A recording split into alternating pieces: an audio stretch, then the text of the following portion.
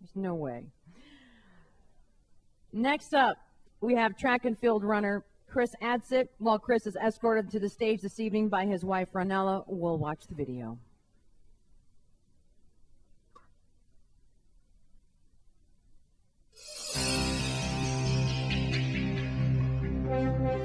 Chris Adsit came to Colorado State from Wheat Ridge, Colorado, and immediately made a name for himself on the track and field team. He was just an outstanding athlete. He was here in the 70s, in the mid-70s. I was really excited when I got here and he got here.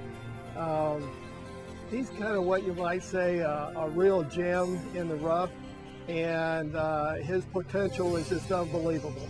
We had a tremendous group of what I call sprint and intermediate high hurdles, and Chris Adsit was, really quite the athlete.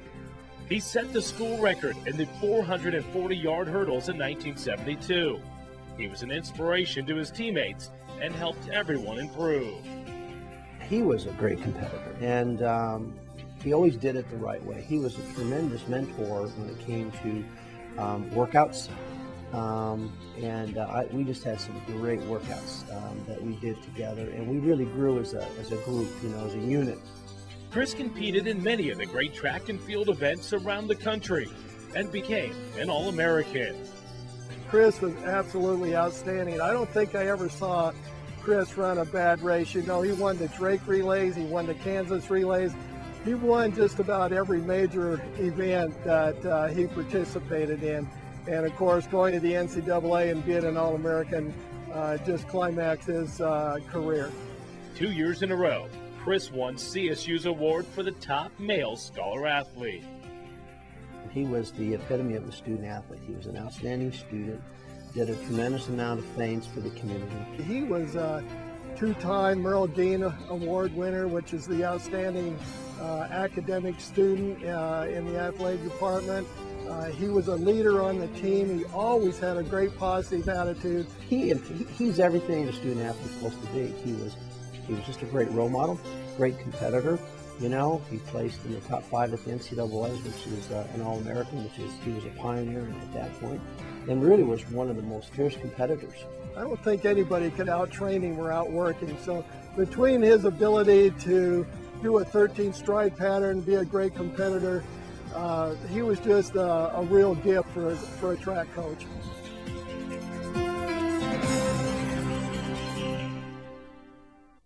A couple more things about Chris. In addition to all of the amazing accomplishments you just heard in the video, he still holds the record for the 400-meter hurdles, which he set in 1972.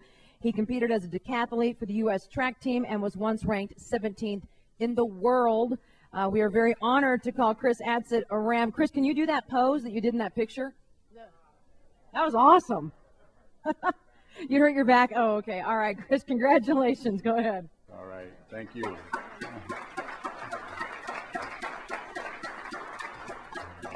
Thank you, Susie and Jack and the Rams Alumni Athlete Association. I really appreciate allowing myself to have this honor. This is just an amazing night, an amazing banquet, and really an amazing weekend, and I appreciate it very much. I'm really incapable of coming up with the words that would adequately express how honored I feel to be able to be up here in front of you here tonight.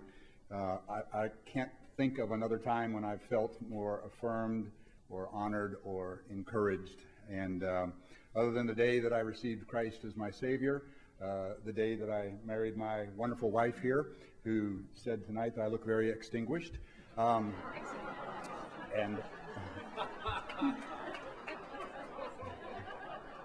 the day my 4 kids were born, and the day I married off my oldest daughter, and the day I shot that 5-point bull elk out in the Ochoco Mountains in eastern Oregon. I really can't think of a more thrilling day than today, honestly. But I can't think of who I'd rather spend it with than with my wife and with many of my teammates from back in those days over here, and my coach, Coach Hessel, and just with many of the folks who have supported our ministry with Campus Crusade for Christ for so many years, and also my sister Tina and her wonderful husband Mark. I just am so happy to be able to spend tonight with all of you here. But I'm not here tonight to talk about thrilling pleasantries. I'm actually here tonight to tell you about a very bad man. This is a man who brought about great pain and suffering and general discomfort into my life. I like to call this the story of the man who meant me harm. I was here at CSU in 1970 as a sophomore hurdler, not a very good one. Del Hessel was experiencing his first year here as the coach of the track team. And right off the bat, he brought each one of us into his office one at a time, and he wanted to find out what our athletic goals were, our athletic objectives. Now, I didn't know what he meant by that. I had no athletic objectives. My concept of college track in those days, where you go to practice in the weekdays, you go running some meets on the weekend, and if nobody's faster than you, you win, and they give you stuff. I thought that was pretty much it. But I knew that Hessel didn't want me to, he wanted a little bit more than that. So before I realized what I was saying, I said, Coach, I want to go to the Olympics in the 440-yard hurdles.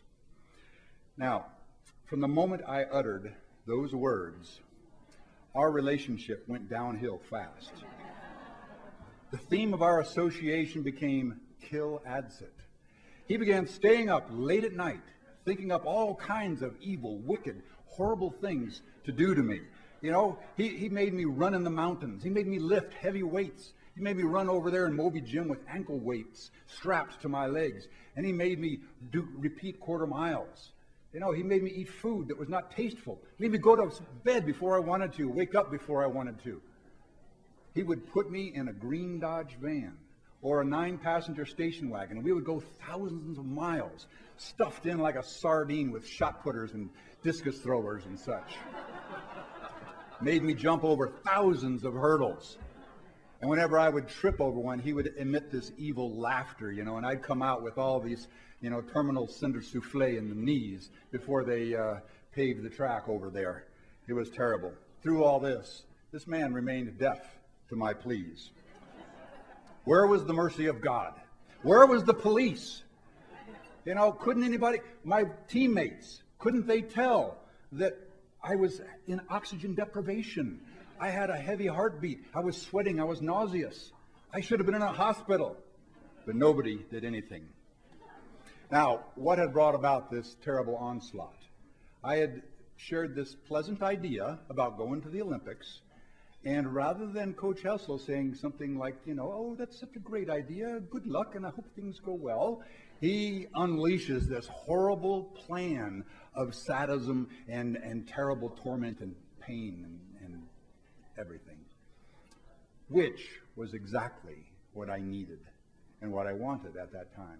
Because you see, Coach Hessel understood something about basic human nature, and that is we will always tend towards the path of least resistance, and most coaches know about this. On my own, I never would have worked hard enough to become a good athlete or even a mediocre athlete, actually, when it comes down to it. But you see, Del Hessel understood that because of his coaching and because of his whip cracking and because of his pushing me, I wound up becoming an All-American and I think reaching my greatest potential as an athlete because of this. And I hold Del Hessel in high esteem as one of the only men who was willing to take the initiative with me and to push me towards the goals that I really did value. Del also helped me understand a very important philosophy that most athletes hold near and dear, and that is no pain, no gain, right? Well, when I met Coach Hessel, I had only been a Christian now for about 3 months, and I didn't quite understand that this same philosophy is true in all of life, not just out on the track. There is no advancement without some kind of adversity. If you want to strengthen a muscle, you've got to put a load on it. If you want to strengthen a soul, you've got to put a load on that as well. And I saw how Coach Hessel's load made me a better athlete. And in the months and the years to come, when I extrapolated that out and recognized that God also used that load to cause me to become a better person, a more useful person, and a more authentic person, then it actually began to register that this was what was important in life and cooperating in that process. So if you're anything like me, you've probably experienced some adversity in your life, and probably a lot more serious than cinder souffle of the knee, I'm sure.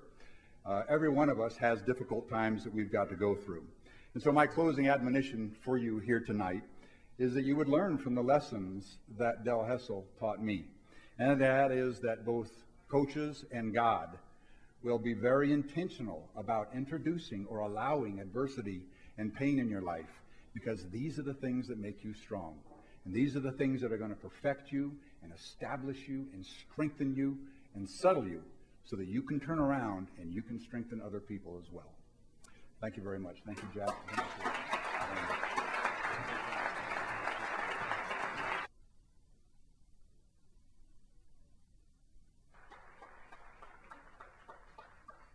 The next four athletes after Chris are thinking, okay, how do I top that one? Nice job, Chris. Congratulations.